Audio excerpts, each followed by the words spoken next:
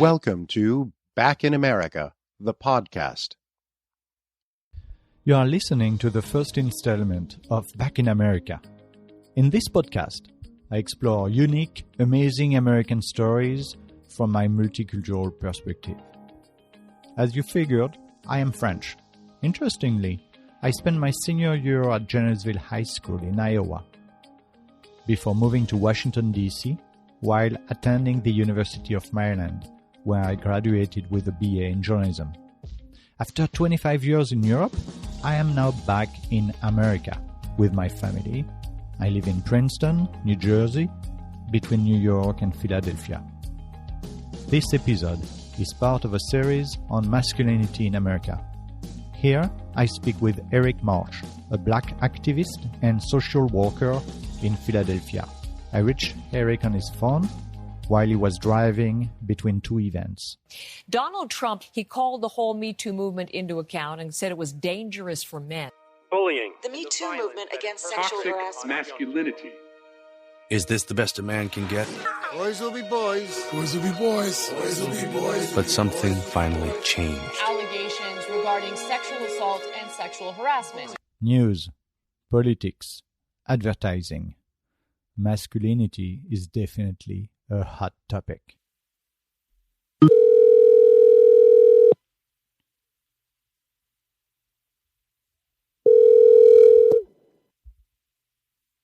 Hello. Hey, Eric, how are you? Yeah, I'm good. How are you doing, Stan? I'm good. Thank you so much for making time for me today. Oh, no problem. No problem at all. I'm actually just getting out of an event on my way to another meeting, so I'll be free for a little. So, yes, my name is Eric Marsh. I am a father of 5 children, and my background experience, both work professionally and volunteer, has been primarily around fathers and families, advocating for fathers and men, and specifically black men, in the areas of community work, advocacy around children's education, and community activism. And so that's a little bit about my background, basically. I'm also a co-founder of an organization called the Fathering Circle, that is a peer support group for fathers that we actually examine male socialization in a group setting and look at how our socialization as men impacts not only ourselves and other men, but women and children as well. How did you come to become an activist, basically? What prompted you to take that way of life? So what prompted it was primarily my role as a parent. I have an older son, Eric Jr., who is 25 now, and I actually raised him as a single father from the time he was about a year and a half old, up until he left the home and went into the military and joined the Air Force. So my activism stems from my role as a single father, and trying to find resources and access to activities, getting to know my son's schooling, and the process of getting them involved in different schools and activities. So it really stems as being a single parent primarily. And then, of course, later on, I have had other children, have been married, and other children. And how did that experience as a single parent, what happened then that made you realize that maybe other people would need your help? Well, it was really from my own personal experience and the difficulties in navigating the system, navigating not only the educational system, but even at an early age, navigating medical situations, taking my son to doctor's appointments and things like that. And then as well, at the time, I was actually working in a male-dominated industry. I was a construction worker. So I was a union carpenter here in the city of Philadelphia. Actually, slightly after I got custody of my son, a few years after I got custody of my son. But in raising him as a single parent and trying to do that line of work, recognized some of the inherent difficulties and problems that I was facing, just being a man, being a parent, and working in an industry that was, primarily male dominated. So that's a nice transition back into the topic, which is, what it is to be an American man, an American black man. And do you actually believe that the experience is different from a white man? Oh, absolutely. It's fundamentally different because the history of this country has primarily been the relationship between Black Americans and white Americans, and specifically Black men and white men, has primarily been the denial by white American men of the humanity and the agency of Black men. So at no point in time in the history of this country was a Black man allowed to be fully seen and fully represent himself as a man, as a human being. I mean, that goes back to one of the most common insults, or one of the common phrases that excuse me one second. Yeah. One of the most common phrases used in the United States by white men to degrade Black men was to call a man your age or older a boy, right? And so that right there is an attempt to put a Black man in a subservient position, and so by denying him, a Black man, his rights as a man and as an equal, there was an attempt by white America to stay in a position of superiority or authority. So yeah, it's absolutely it's interwoven in the fabric of what it means to be American. And how do you think that illustrates itself today? I mean, I could see white guy telling me, well, I mean, this is history. Come on, we need to move on, blah, blah, blah. Well, I mean, we still are dealing with some institutional and systemic leftovers from Jim Crow slavery. So, for instance, we're looking at over-policing of Black communities, where Black men just gathering is seen as a threat. So whether it's on the corners or whether it's in communities, if it's not done in a way that white society deems acceptable, it's seen as a threat. It's seen as loitering. So it can easily be seen as against the law. And then also the over-policing is just a continuation. The over-policing is a feeder system into the criminal justice system, the prison system, which I don't know whether or not, depending on what you are familiar with American history, the prison system is an extension of the plantation slavery system, right? And so it's always this process, this ongoing process of trying to control Black masculinity, Black men, how they represent, how they show up in communities and in society, and managing that relationship, managing how a Black man considers himself a man or represents to the world is his maleness and his masculinity. That's interesting. How do you? So I've got a question. I will come back to that, but I want to talk about the politics of this country, and how do you think that the election of Trump has impacted the Black community and what it means to be a man for Black people?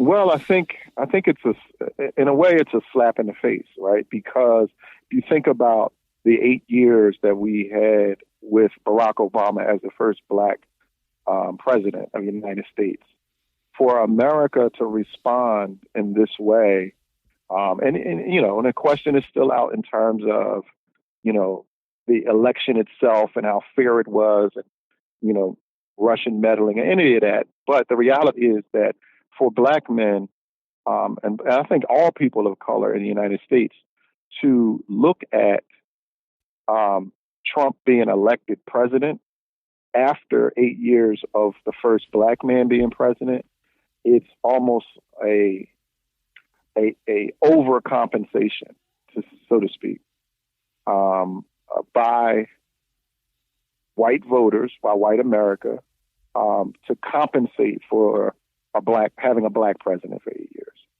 I mean, I think the world recognizes the absurdity in the swing from one direction to the other. And I think just being again, not just black, but any person of color is now, we've never seen immigrant communities, we've never seen black communities and brown communities targeted this way in well over 2 decades, if not longer.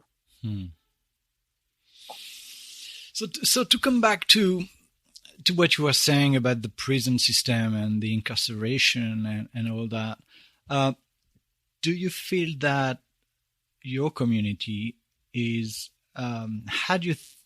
you work with that. So how do you feel black people responding to the Me Too movement and to this question of gender and social equity and violence? Wow.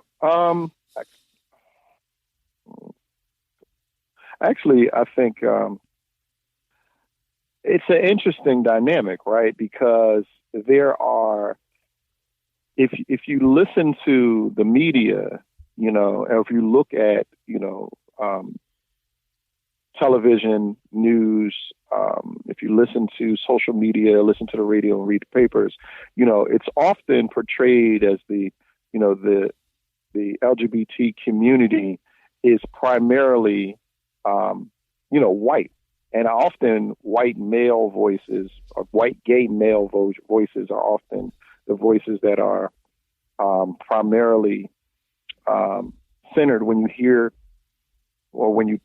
folks talk about the gay community. But that has been changing. That's always been a balance in the black community, right? So you hear, some examples where folks will say, that there's been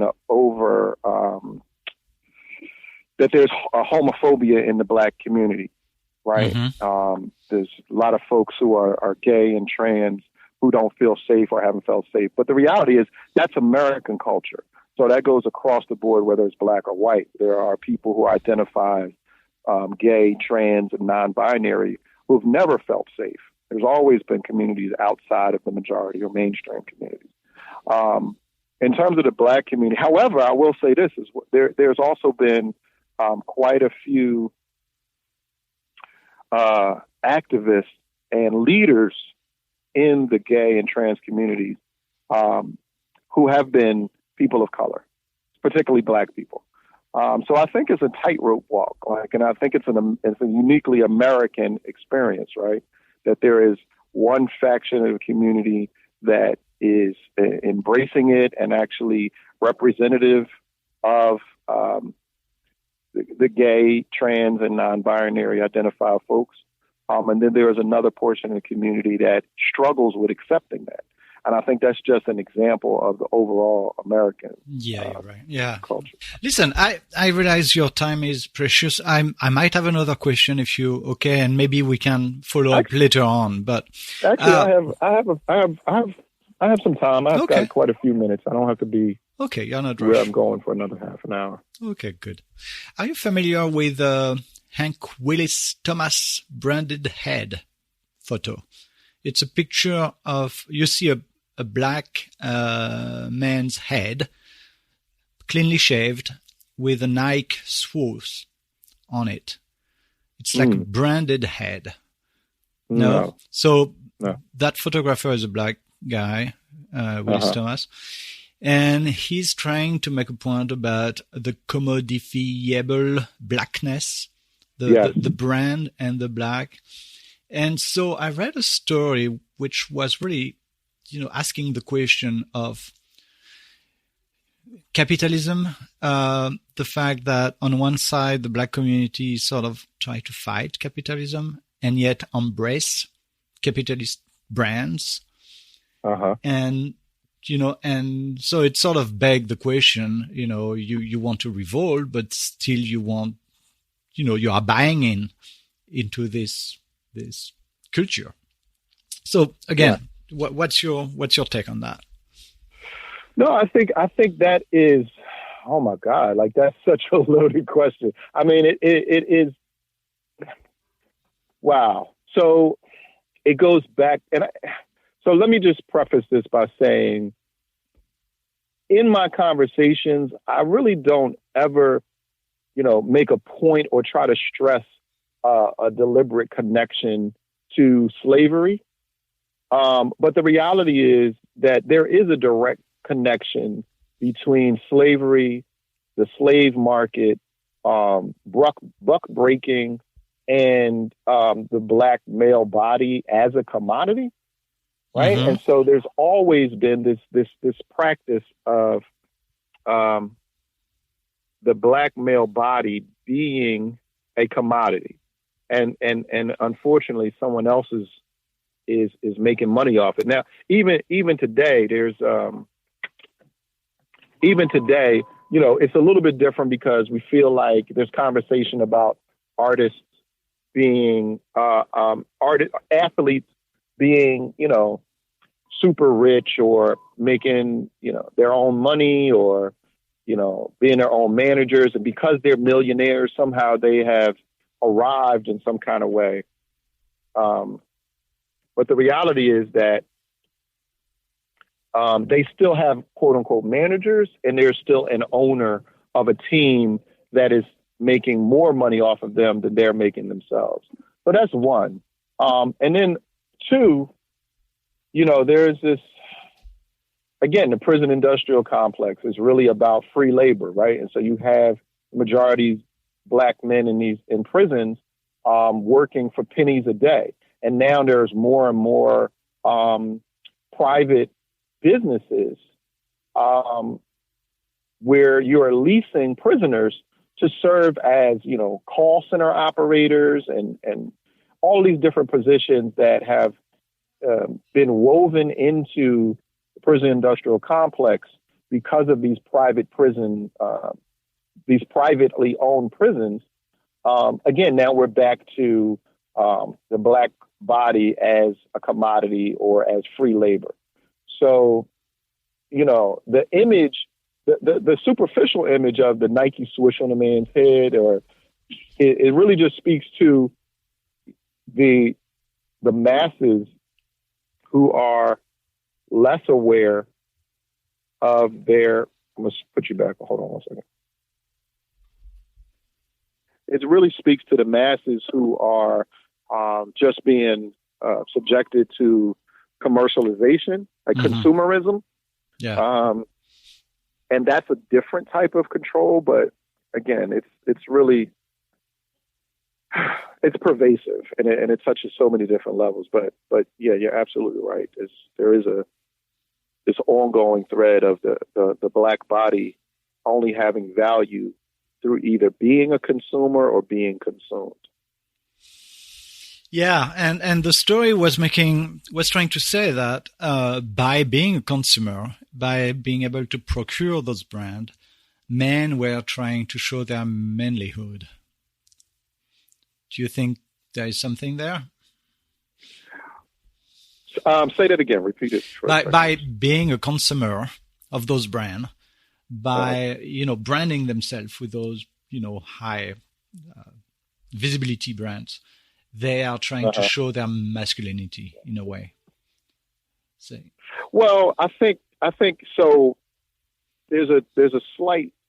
I don't totally disagree with that, but I think that one of the things that has been historic in the black community and actually in poorer communities in general, but the black community, because it's been marketed to more distinctly and heavily over a longer period of time, is that we live in a capitalist society. We live in a consumer-based society. And so poor people want things because those things are flashed in front of our faces and are symbolic of having achieved or having arrived at some success, right? And so I think the flashiness, the penchant for, you know, expensive things and fashion and a little bit of gaudiness, some of that is just natural flamboyance, creativity, self-expression. But when it becomes obsessive in relation to, you know, the cost of a thing or having the latest, newest thing, that's an effort to compensate for the lack of. Mm-hmm. No, that makes sense. Thank you. Yeah. Okay, cool. Well, Eric, have a good evening. Thank you so much. Speak to you soon. Thank you. Yeah, have a good night. Bye-bye.